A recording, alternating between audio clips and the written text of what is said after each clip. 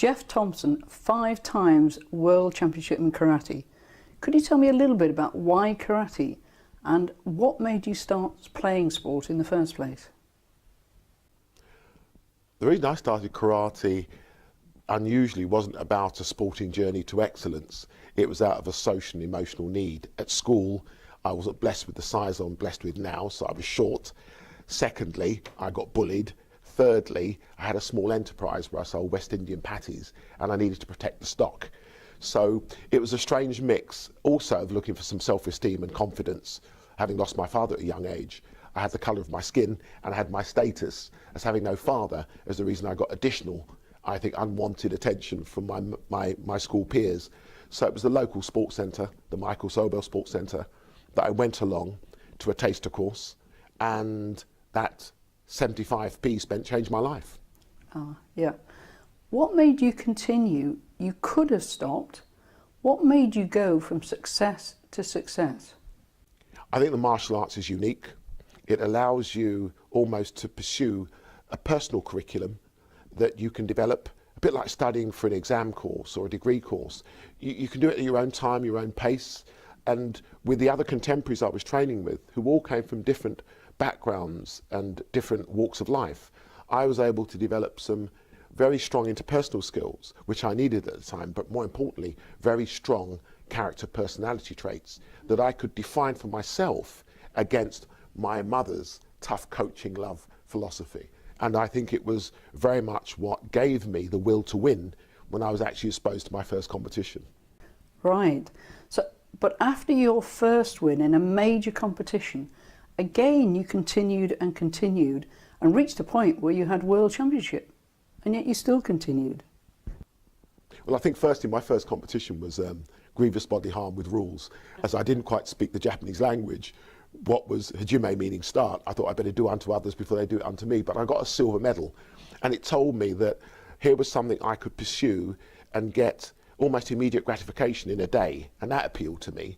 But more importantly, as I made the progression to world-class potential and then went to my first World Championship, I think it was just the sheer enormity of travel that I'd established then, the different cultures representing the different nations, but then again leading out a British team and understanding the responsibility and the interpersonal skills that are required of codependency and achieving that success.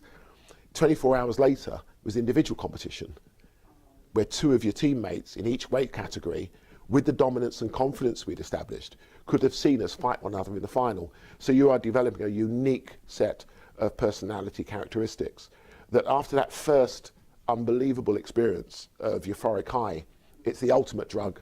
And my pursuit of excellence, of competitive excellence and near perfection, which can be a little bit destructive, I was to enjoy that purple patch that saw us dominate world karate over the 80s, and I think define the levels that you can achieve when you really put your mind to it. And my late guru, Gordon Richards, said 99% of fitness is between the ears, and I firmly and fervently believe that.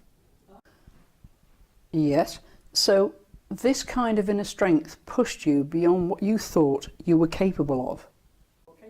Absolutely. The martial arts is about the inner strength, and whilst there was the athletic physicality of the training, which I was renowned as being intense for, on the day of competition, it was all between the ears, but had to come from within. And Muhammad Ali had always stated, champions aren't made in the gym, they come from within. I'm very much of that belief. And it very much helped me, not only in sport, but in life, where I was able to transfer that belief, that inner belief, apply the mental strength and characteristics and confidence, and able to apply them into life situations that were a lot less organized and structured, because that's the unique discipline, again, the life discipline that you pursued in the training, the preparation, the excellence and the competition, meant that I could learn everything from losing, but very little from winning. And that in itself gave life characteristics and life currency to what I would then do by taking my journey from street to stadium and from the stadiums back to the streets. Yeah. As a result of this success, you were awarded an MBE. Yes, titles and the status those titles afford you allow you to be taken seriously, to be reacted to and responded to. And I found that my 5 world titles, as they were to allow me at the time, at a time where there was a great deal of social and cultural unrest in this country, meet one of the 5 prime ministers that I would serve in public life over the 25 years I was to give back to the community. In Mrs. Thatcher, the riots had just taken place in the 80s, and it was at a reception that I had the chance to meet her and discuss with her the issues of the communities I had come from, and the fact that I believe sport could play a role in helping build and rebuild confidence and trust in our communities. And that saw her appoint me to an inner city review group, and the rest, they say, is history. But I greatly believe that the recognition of any title is what you do with it in order for the benefit and development of others. So the MBE, again, I think was very much a reflection of my father's contribution to the Second World War, which he served, my ability to represent this country and then serve it in public life. Yeah.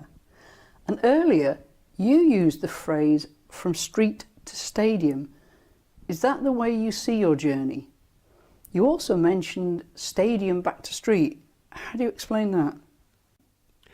I think hopefully in getting people to understand the incredible journey I've had, which has been a life journey first and foremost, and again reinforced by my mother, who was the best coach I've ever had, and instilled in me the behavioural characteristics, the warrior spirit, the never giving in, the not feeling that you're any better or any worse than anybody, and holding your head up because you had a belief and a sense of belonging and identity. And I think it was that characterisation of the community and streets that I've come from in the East End that very much helped me develop the ability and confidence when I then went into the very many stadiums of the world and the rostrums occasionally, that I had to in some way bring that back, not only in sharing the success or the failure of my exploits, but then when it came to making the transition from tracksuit to lounge suit, how would I give back to the community? So it was street of my social and cultural journey to the stadiums where the excellence would be realised, and then from the stadiums and rostrums back to the streets, what would define, I think, hopefully me giving something back and contributing how young people could develop in life. Okay. How do you encourage, motivate, drive young people to achieve more than they think they're capable of through your story? Would you use your phrase street to stadium? Would you say to them, you can do this if you work with what's between your ears as well as your physical capability? Absolutely. The ability to understand that your mind is limitless in its aspirations. So the first thing I ask them to do is dream big. Dream big and understand you only use 10% of your brains. So there's so much more to use. And especially with the interactive multimedia world of our youth, I think that's both the opportunity and the challenge. Because how much of their emotional intelligence do they use at the expense of switching off and allowing thumb time to dictate real time between the ears? But once they can believe and dream big, they've then got to be able to identify with that dream, and they've got to trust themselves and find others that can trust them to help them embark on the next big, what I believe to be aspect of that dream is the adventure. Now, it's got to be an adventure and it's got to be fun. And if you're having fun with the adventure, the other element I believe that they should be inspired to do is work hard. There is no single magic formula whenever I engage young people or motivate them to be the best that they can be that doesn't suggest that I've met lots who were more gifted and talented than me, but they didn't have the hard work my mother instilled, the belief, and above all, the ability of never giving up, which is what I always say, never, ever, ever, ever give up on your dreams. And I think once you've got hope and dreams, you can achieve anything.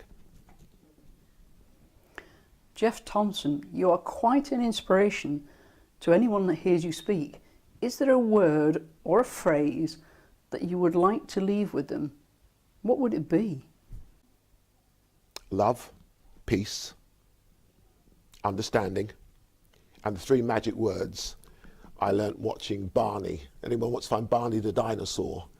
Having watched, not as much as my wife did, with my eldest son, Jordan, it was please and mean it, thank you and appreciate it. And if you get those 2 right, when you say sorry, as Madiba Nelson Mandela said, it will heal, resolve and cure anything that you have put wrong in your life or the errors you make in your life. Yes. Geoff Thompson, MBE, From Street to Stadium. Thank you for your time.